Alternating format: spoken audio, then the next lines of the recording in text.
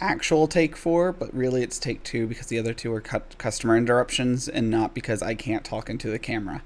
But today I want to talk about continuing on the conversation from the last video, which was getting into IT or trying to get into something versus already being interested in it and exploring it further and becoming better in this one field because you do have a natural interest for it.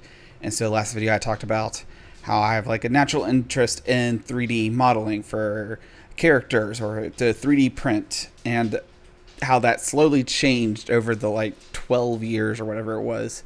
And I wanted to continue a little bit on how people kind of mislead, because we look at it from our current perspective. Which, I've been in professional computer repair now for 6 years. It's, to me, looking back 6 years ago, I didn't have almost any of this knowledge that I currently have now. Of course, that's how it works. And simply trying to get into something. And so one of the big misleading things is that it's fun. You should do something that's fun. You should get into this because you enjoy it. It's fun for you. You like it. Why don't you do this for a living? And this is the perfect example right here. This computer right here. What is it doing? It is doing Windows 10 updates. Windows 10 updates are not fun. I do not enjoy doing Windows 10 updates. And I was trying to do a Sam I Am rhyme, but that failed. I do not enjoy doing Windows 10 updates. But it makes me money. It's a very easy task, and the customers are happy. It's something customer is willing to pay as a service for, so it's a service that I offer that I'm willing to charge for. It is a great transaction for me.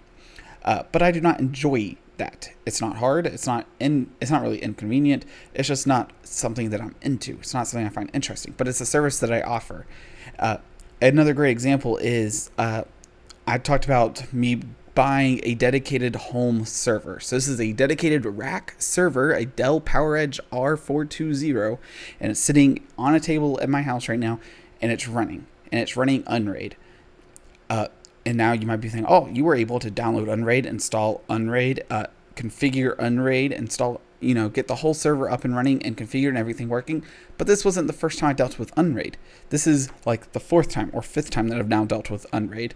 And not even at a professional level, but just as this was a software OS. Just like Unraid, there's FreeNAS, and there's FreeBSD, I believe, and there's CentOS, and there's Debian, and then there's Arch Linux, and then there's all of these other options.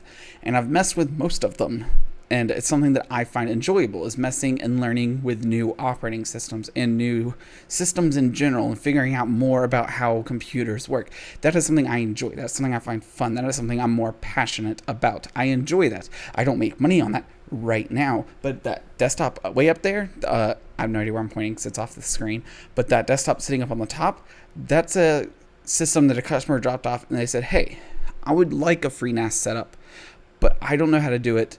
And I was curious if you'd be willing to look into it. There is no rush. It's just something as a side project that sat in a closet. And I said, if you're willing to leave it with me for a few months, I'm actually working on Unraid now, and I am willing to look into it. And so it's been sitting there. I've been looking into it. I've been researching it, but it's not a service that I can offer now. The customer knows that.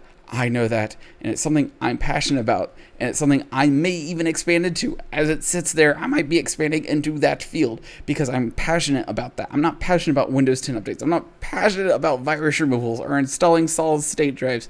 That's just stuff that I was passionate about. Those were hamster wheels I built long ago. Those were things that when I was doing this out of my bedroom, I was passionate about taking apart a laptop and figuring out how laptops work. To me, that was super cool. Today, it's like, of course, that's how the laptop works. That's how every laptop works. It's no longer a passion anymore. As those hamster wheels have spun and spun and spun and spun, they tire you out. So you need to build new wheels and get new passions and continue the passion. You're not passionate about simply learning how laptops work.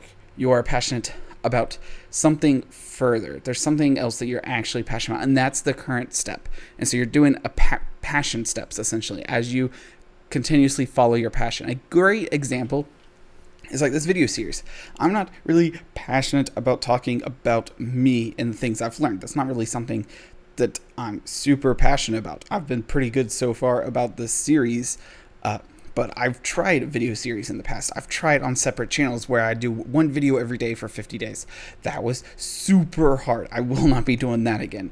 Trying to stick to it, 1 5-minute video a day for 50 days was a very taxing thing on me mentally. I won't be doing that. But then I've been doing a podcast series with a best friend for 2 years, and we do it on the same time, same night, every week.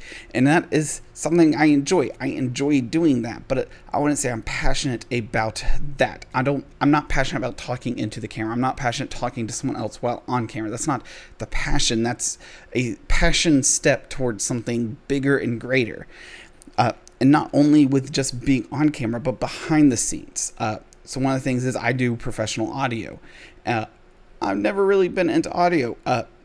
You can ask pretty much anyone about my music preference, and it's not great. It's pretty trash, if I say so myself. I don't really care about audio, but I know a lot about it.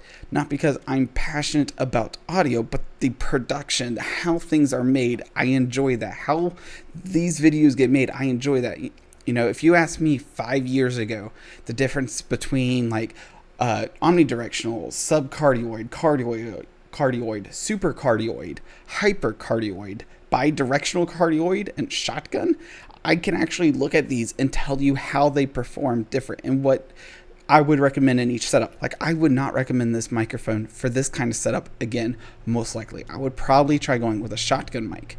Unfortunately, you live and learn. I try different things, and that's what I'm passionate about. I enjoy this. I messed with this camera for 20 minutes before I started filming the first 3 takes, and then a customer walked in. I helped a customer with just simply trying to get my face in focus. It's still not focused. I'm still way too white. I'll probably end up changing out this light for a more yellow light, because changing the blue yellow settings for the white balance is just a mess. But I enjoy it. I enjoy that mess because I'm passionate about that. So when people say find something you love, find something you're passionate about, find what do you find fun and follow that.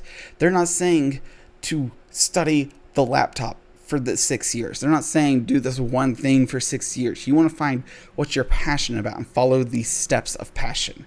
So if you enjoy fixing electronics problems and IT problems, and you enjoy making electronics work in your favor. You enjoy making videos because you know how the camera works. You know the resolution settings, the ISO settings, the I don't remember what it's called, frame rate settings, whatever that is.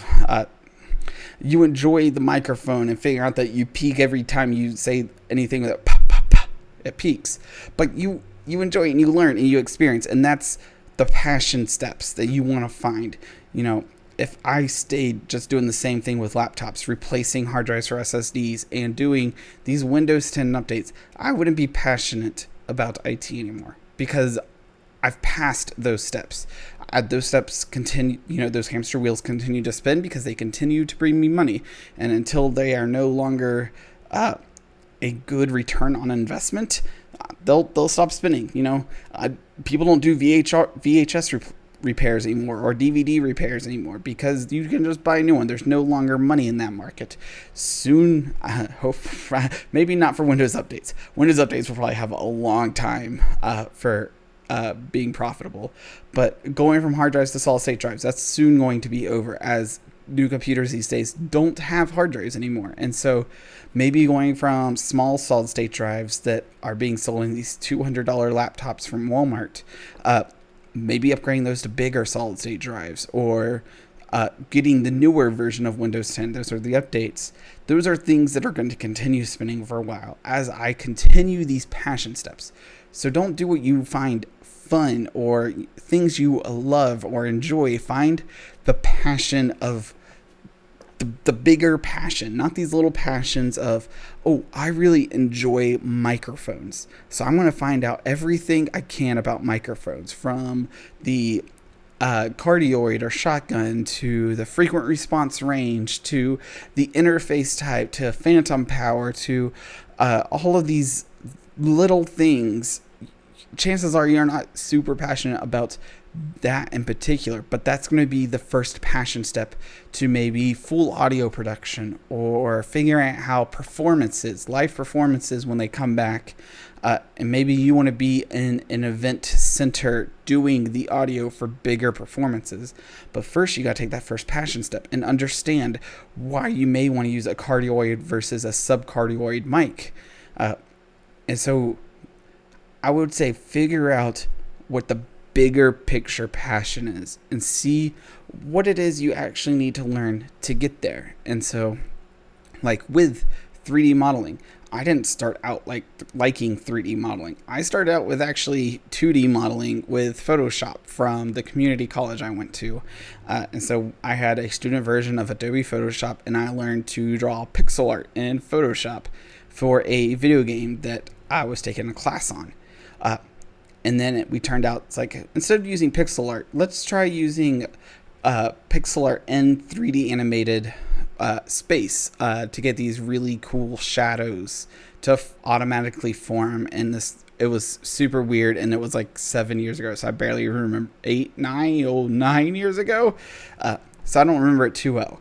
But that was my first time I touched any type of 3D modeling software. So I got to use the whatever garbage 3D modeling software the school had, and that was the first time I dipped my toes in that. I wasn't passionate about 3D modeling. I didn't care about 3D modeling, but we wanted to try this neat little feature out because we wanted to try something different. And so I dipped my toes in there. I was like, wow, 3D modeling is almost easier than using Photoshop for me personally, because it's all based on vertices, edges, and faces. Like, it's not too complicated for my brain to handle that. And I got more into it. I was like, wow, 3D modeling is actually pretty fun. And then I found programs like ZBrush and all these character modeling tools. And I got more and more into that. And I was like, wait, I could animate these if I had a multiple camera array set up with motion tracking. And then I got into motion tracking with 3D animation. And then from there, I went pretty much on a hiatus to just like 3D seeing, building, and just having fun in 3D. And then I got a 3D printer. And I was like, hold up. Now I can take all these skills I had learned over these last 5 years that, I didn't start out passionate about that. That wasn't something that I was like, I want to be perfect at this. It was just something I kind of found fun. It was enjoyable. It was something new to learn for me. And I enjoyed that. And so once I had those skills, I was like, I could 3D model something, put it through a 3D slicer, and then print it. And then I'm able to hold these things that I 3D print. I really should have one right here that I can actually just show you. But that I 3D print. And that's one of those skills that, I'm not passionate about 3D modeling. I find it fun. It's, a great way for me to relieve stress personally until I find something that I can't do in 3D modeling, and then it builds a lot of stress. But that's what it is. It's because of the passion I have for it in a way, that stress I get from not being able to do something, being able to look it up and learn how to do something new and, advance those mouse wheels or hamster wheels, whatever I was calling those. That is something that I enjoy. And so I would argue that just because you love something and just because you're passionate about something and just because you may find it fun, your taste is going to change, and you need to continuously build off those tastes to keep going. Because if you stop doing something because it's no longer becoming fun, instead of growing with it and changing it as your mentality grows, as you learn more about it. I try to learn coding. I really try to learn HTML and CSS. It's not for me. There's no way. I now use a what you see is what you get editor. Not that one in particular, but one of the many drag and drop pre-built stuff. I use that. Works great. I like it. I now use that. I really try to get into writing HTML and CSS. Can't do it. Gave up on it. But that's one of those things, is that you try something new. And if you enjoy it and you feel like, wow, this isn't too bad, but what else can I do with this skill? What's the next step? And continuously finding the next step. And if you try something and you're like, maybe that's not for me, that's fine. Maybe it's not for you. And, I guess that's a long enough rambling on the extended fun, passion, and love. I kind of want to do a sub video on definitely the other side of that, but I feel like I've repeated myself enough times for today. So I'm going to go ahead and end this video off because I got at least one more laptop to work on before our 5 o'clock hits. So y'all have a good one.